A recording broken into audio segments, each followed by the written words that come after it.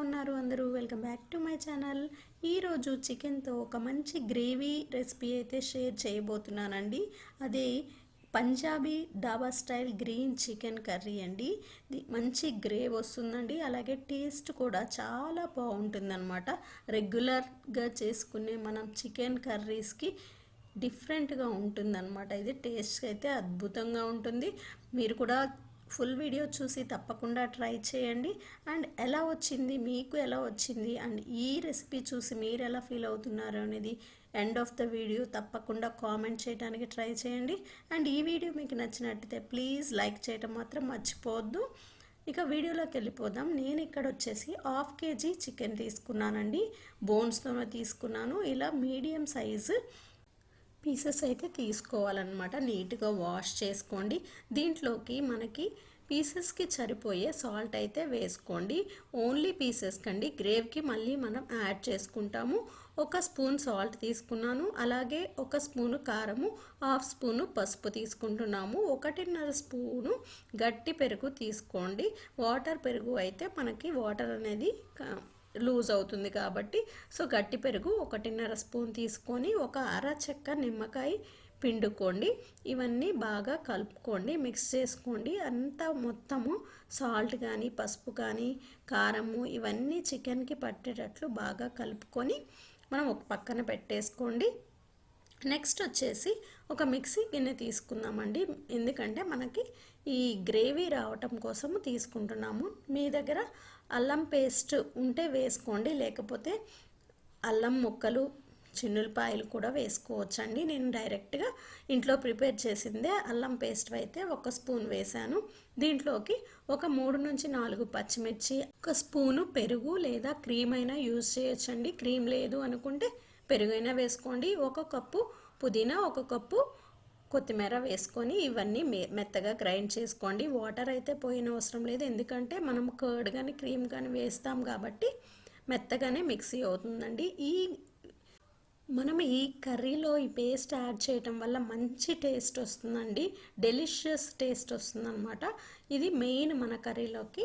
ఇప్పుడు ఆల్రెడీ మనం మ్యాగ్నేట్ చేసి పెట్టుకున్న చికెన్లోకి ఈ గ్రీన్ పేస్ట్ కూడా యాడ్ చేసుకోండి బాగా. అప్పుడు పీసెస్కి ఈ మసాలా కూడా పడుతుందన్నమాట. చూసారు కదా, స్పూన్తో అయినా చేత్తో అయినా బాగా మిక్స్ చేసేసుకొని ఒక పక్కన పెట్టేసుకోవాలండి. మనం ఇలా మ్యాగ్నేట్ చేసి పెట్టుకున్న ఈ చికెన్ని మినిమం 1 అవర్ ఫ్రీజర్లో పెట్టుకుంటే బాగా సాఫ్ట్గా వస్తాయి మనకి ఈ పీసెస్ అనేవి. మీకు టైం లేదు సరిపోదు అనుకుంటే అట్లీస్ట్ మినిమం 1/2 అవర్ అన్నా ఫ్రీజర్లో పెట్టుకోండి. అప్పుడు పీసెస్ మనకి సాఫ్ట్గా తినడానికి కూడా చాలా టేస్టీగా ఈ పేస్ట్ మొత్తము పీసెస్కి బాగా పట్టి పీసెస్ అనేవి మంచి టేస్ట్ ఉంటాయండి. ఈలోపు మనమైతే బాండీ పెట్టుకొని 2 స్పూన్లు ఆయిల్ వేసుకోండి. ఈ ఆయిల్ అనేది మనం హీట్ అయిన తర్వాత మసాలా దినుసులు వేసుకుంటున్నామండి. ఇక్కడ నేను షాజీరా, చెక్క, లవంగాలు, బిర్యానీ ఆకు వేసుకున్నాము. ఇవి ఫ్రై అయిన తర్వాత మీడియం సైజు 2 ఆనియన్స్ వేసుకోండి. సన్నగా ఏమీ తరగవసరం లేదు, నార్మల్గా మీడియంగా కట్ చేసుకొని వేసుకున్నా బాగానే ఉంటుంది, మిక్స్ అయిపోతుంది. దీంతో పాటు పసుపు, కరివేపాకు కూడా వేసుకొని ఆనియన్స్ అనేవి బాగా ఫ్రై అయ్యే వరకు ఫ్రై చేసుకోవాలి. మీడియం ఫ్లేమ్లో పెట్టుకొని ఆనియన్స్ అనేవి బాగా ఫ్రై అవ్వాలన్నమాట. నేను అల్లం పేస్ట్ అయితే మ్యాగ్నేట్ చేసేసాను చికెన్తో పాటు. అక్కడ మ్యాగ్నేట్ చేయకపోతే మనం ఇక్కడ ఈ ఆనియన్స్తో వేసి అల్లం పేస్ట్ ఫ్రై చేసుకోవాలి. నేను ఆల్రెడీ మ్యాగ్నేట్ చేశాను కాబట్టి ఇక్కడ వేయట్లేదు. దీంట్లోకి చిన్న టమాటాలు 2 వేసుకొని సాల్ట్ కూడా వేసుకొని, సాల్ట్ అనేది మనకి టమాటాలకి సరిపోయే సాల్టే వేసుకోవాలండి, ఎందుకంటే చికెన్లో ఆల్రెడీ సాల్ట్ వేసాం కాబట్టి మూత పెట్టుకొని మగ్గించుకుంటే టమాటాలు అనేవి మగ్గిపోతాయి. దీంట్లోకి ఇంకొక స్పూను కారం అయితే వేసుకోండి. కారం చెక్ చేసుకొని వేసుకోండి. మనం ఆల్రెడీ మ్యాగ్నేట్ చేసేటప్పుడు వేసాము, మళ్ళీ పచ్చిమిర్చి కూడా వేసాము, మళ్ళీ ఇక్కడ ఇంకొక స్పూను వేస్తున్నాం అన్నమాట. టమాటాల కోసమని వేసాము. ఇది కూడా మనకి ఫ్రై అయిపోయింది చూసుకోండి. ఈ విధంగా టమాటాలు మనకి మగ్గిపోయిన తర్వాత మనం ఆల్రెడీ మ్యాగ్నేట్ చేసి ఫ్రీజర్లో పెట్టుకున్న చికెన్ని తీసి మనము దీంట్లో మిక్స్ చేసుకోవాలండి. ఇప్పుడు ఫ్లేమ్ అనేది చిన్నగా పెట్టుకోండి. సిమ్లో పెట్టుకుంటే మనకి మాడకుండా ఉంటుంది. వాటర్ కన్సిస్టెన్సీ వచ్చే వరకు మీడియం ఫ్లేమ్లో పెట్టుకొని మూత పెట్టుకుంటే మనకి చికెన్లో ఉన్న వాటర్ కన్సిస్టెన్సీ మొత్తము బయటికి వస్తుంది. అప్పుడు చికెన్ కూడా మనం వాటర్ ఏమీ యాడ్ చేయకుండానే ఫ్రై అయిపోతాయి అన్నమాట. చికెన్ పీసెస్ బాగా ఈ టమాటా పేస్ట్ మొత్తము చికెన్ పీసెస్కి పట్టేటట్టు కలుపుకోండి.